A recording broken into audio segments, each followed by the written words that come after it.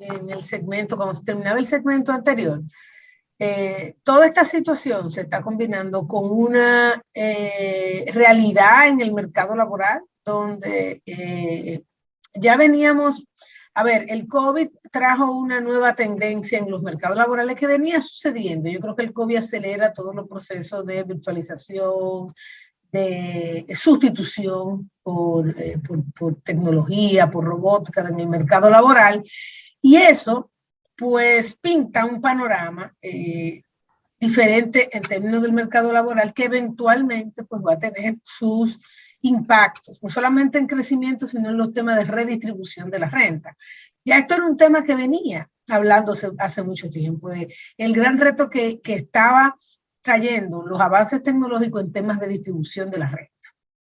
Si a eso le sumamos, como tú bien dices, Raúl, que cuando pensamos como el tiburón, que yo soy mucho más joven, pero mi hermana tenía la película en un VHS,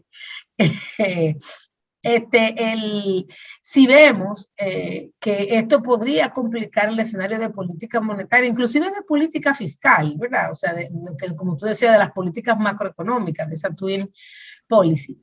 Y a eso esta realidad en el mercado laboral que tiene un componente de demanda, pero que tiene un componente de oferta. No sé cómo has estado analizando este escenario y cómo justo eso puede complicar el escenario que pones ahí, pero sobre todo ver a nivel de probabilidades, ¿cuál realmente tú entiendes que es la probabilidad más alta en términos de esta combinación de política macroeconómica y este mercado laboral? Sí, yo creo que muy oportuna esta pregunta, intervención. Fíjate, déjame darles un poco el contexto de los datos. Mencionaba yo en el segmento anterior que Estados Unidos está entre las economías donde el Producto Interno Bruto ya superó el nivel previo al COVID. No se ha regresado a la economía a la trayectoria potencial de crecimiento que se tenía antes del COVID, pero el Producto Interno Bruto sí. Sin embargo, si viéramos en la variable empleo, no es el caso, lo cual significa simplemente por un ejercicio aritmético que hay un aumento en la productividad en la economía, aunque esto es algo que ocurre siempre cuando la economía comienza en la recuperación. El punto es que faltan entre 4 y 5 millones de personas que estaban en la fuerza laboral y que no están. Mucha gente se pregunta, he visto titulares de periódicos famosos de 8 columnas, ¿dónde están 5 millones de personas? Porque naturalmente la economía en condiciones normales, con niveles de productividad normales, requiere de la participación de esos 5 millones de personas.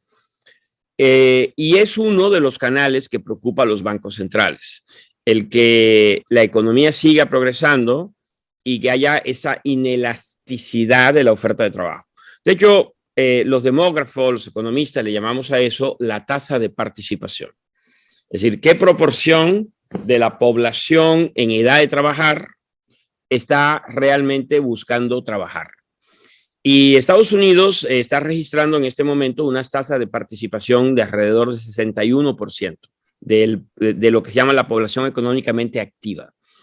Y venimos como casi 2 puntos menos de lo que teníamos previo al COVID. Es una de las tasas de participación más bajas en décadas. La pregunta que nos hacemos es, ¿volverá esa gente a buscar trabajo? ¿Es gente que ya se retiró?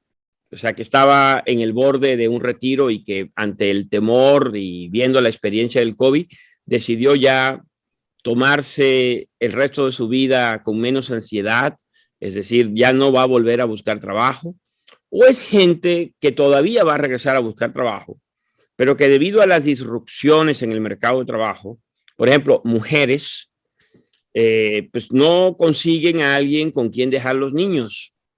Entonces se quedan en el hogar. Entonces, en lugar de estar trabajando el marido y la esposa, ahora trabaja uno de los dos. Hay todavía mucho de eso. Un nuevo confinamiento provocado por la variante del COVID agravaría esa situación, porque evitaría que uno de las parejas de un matrimonio regrese a trabajar, gente que está fuera del mercado pueda continuar fuera y agravar la escasez de mano de obra. En Estados Unidos es común ver, déjame darle este dato de lo dramático que es esta situación que mencionas. Por cada persona desempleada en Estados Unidos en este momento, hay 5 vacantes. Empresas buscando emplear al trabajador. 5. Entonces, esto va a traer consecuencias de mediano o largo plazo en la economía americana. Yo creo que de esos 5 millones de personas que no aparecen, que se han vuelto fantasmas en el mercado laboral, muchos van a regresar, porque lo que sucede es que debido a las políticas macroeconómicas de compensación, muchos de esta gente generó un stock de ahorros que le permite mantenerse fuera del mercado de trabajo, porque hubo un ahorro forzado. Pero ese ahorro se va a ir acabando. Y cuando se acabe, para poder mantener el nivel de vida previo, van a tener que regresar a buscar trabajo. El tema es lo difícil de estimar cuándo, cómo, en qué momento. Y también creo que un porcentaje ya no regresará.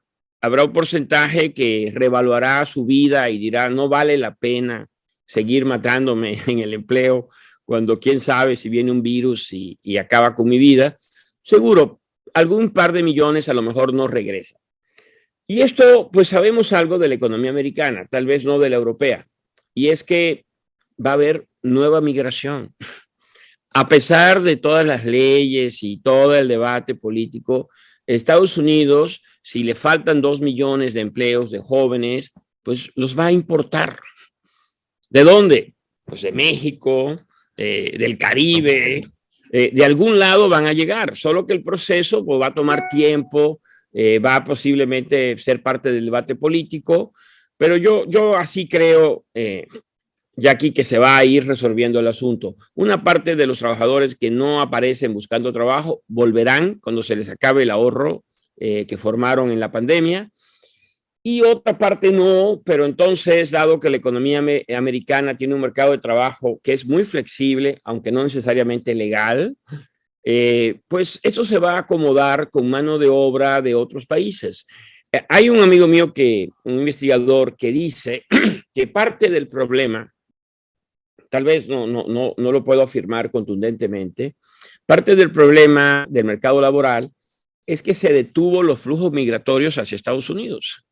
Es decir, si no hubiese sido por el COVID, hoy habría entre 1,5 millones y 2 millones más de trabajadores migrantes en Estados Unidos. Entonces, también es parte del problema que se está observando. Es decir, este buffer de trabajadores, que son los trabajadores migrantes, se detuvo como consecuencia de la pandemia.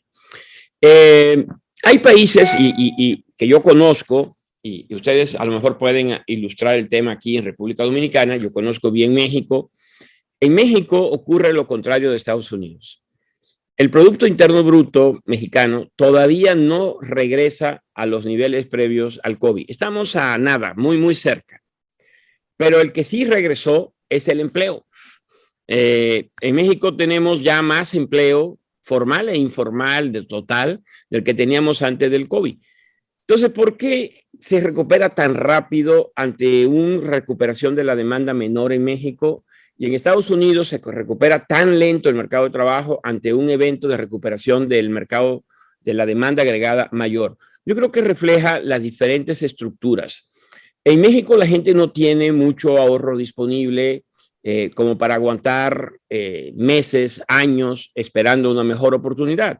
Entonces, lo primero es, en cuanto a la economía se abrió aún parcialmente, todo el mundo salió a buscar trabajo. En Estados Unidos no, y creo que ese es tal vez un efecto colateral del tamaño enorme de los estímulos que se dieron en la economía. Sin duda viene a complicar mucho el escenario de corto plazo, pero sería muy escéptico de la idea de que esos 5 millones de empleos ya se salieron, entonces ya el producto potencial de Estados Unidos es menor y cualquier estímulo ya genera un exceso de demanda permanente y una inflación sin control. Yo creo que en estos casos, como cuando enfrentamos choques que son únicos, hay que manejarse con la evidencia, dejar un poco las ideologías, incluso las teorías, y manejarse con la evidencia. La evidencia nos va a ir diciendo si efectivamente no, la oferta de trabajo no responde, la Fed va a tener que apretar mucho más rápido de lo que estamos pensando. Raúl, vamos a dar un brinco ahora bastante grande, nos vamos a ir al Cono Sur. A ver, ¿cuál es tu visión de lo que ha pasado en Chile? O sea, mucha gente dice Chile despertó, pero ahora nos encontramos en Chile debatiéndose entre dos discursos de extremo. Uno de extrema derecha, uno de extrema izquierda, y todo apunta a que el candidato de la extrema izquierda va a ser el triunfador de la segunda vuelta el 19 de diciembre. ¿Qué tú prevés para Chile? ¿Tú estás pesimista? ¿Tú estás optimista? Todo lo que logró ese país desde que se hicieron las reformas a finales de los 80 y de los 70, ¿tú piensas que todo eso está en riesgo y que podemos regresar a un populismo de izquierda similar a lo que empezó a instaurar Salvador Allende? Yo espero que no. Sin embargo, en realidad la situación de Chile, el experimento de Chile, creo que hay que estudiarlo con detenimiento porque hay lecciones ahí para el resto de América Latina. Por ejemplo, yo vivo en México, ahí tengo mi práctica profesional y entiendo la llegada de un gobierno populista como el del señor López Obrador sobre la base de que el modelo, entre comillas, neoliberal que aplicó México dio resultados pobres, por lo menos para la gran mayoría de la población. Un crecimiento potencial promedio de 2.3, 2.4 no es nada. Sí generó desarrollo en ciertos segmentos regionales o sociales, pero no transformó al país y generó una enorme frustración que ha llevado a un gobierno que niega el modelo neoliberal y no solamente quiere corregir los excesos, sino que se está pasando de raya, ¿no? Está yendo en una dirección diametralmente opuesta que ojalá no nos lleve dentro de otros 20 años a decir también esto está equivocado, ahora probemos de nuevo el modelo neoliberal, ¿no? Pero Chile llama la atención porque es un país que todos consideran exitoso, ¿no? Un crecimiento potencial de décadas alto, rascándole al umbral de lo que es un país desarrollado, ¿no? Sí.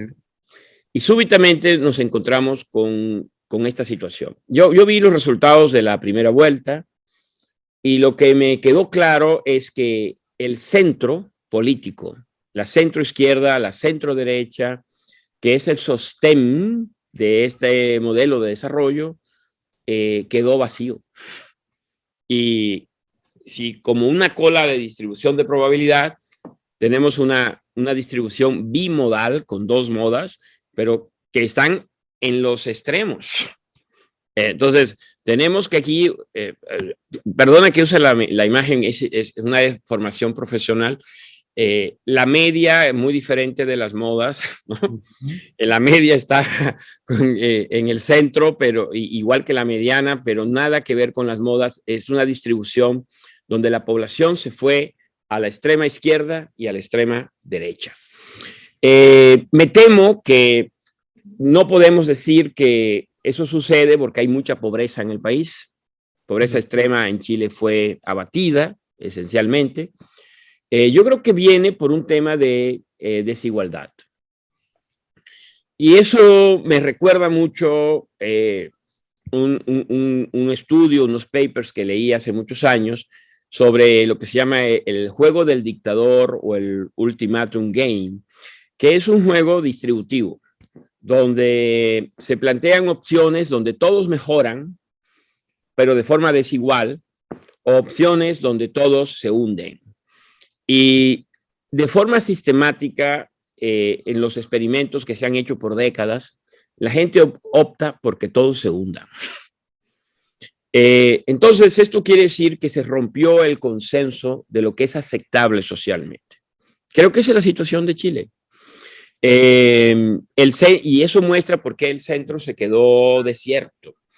La izquierda, que ha sido, vamos a decir, el perdedor en estas décadas, pues está dispuesta a perder el progreso que ha hecho Chile con tal de que no haya desigualdad. Y yo pienso que la derecha, o centro y extrema, ha sido miope, porque esto iba a ocurrir de alguna manera. Recordemos que este debate no es nuevo, o sea, la socialdemocracia europea surgió precisamente para no darle esas opciones a la sociedad. El gran deal del presidente Franklin Delano Roosevelt surgió precisamente para que Estados Unidos, al salir de la Gran Depresión, no tuviera que elegir entre el comunismo y el capitalismo salvaje. Yo creo que ese es el tema, ¿no? Tal vez la versión chilena se parecía más al capitalismo salvaje que a una socialdemocracia. Es decir, hay que entender que el Estado es un aparato redistributivo. Creo que ese es el gran fallo del modelo chileno. Vamos a tener que hacer una pausa, Raúl, porque para volver en el tercer segmento, siguiendo, para que sigan, lo vas a tomar ahí mismo, pero nos están haciendo señas de que tenemos que pausar. Volvemos.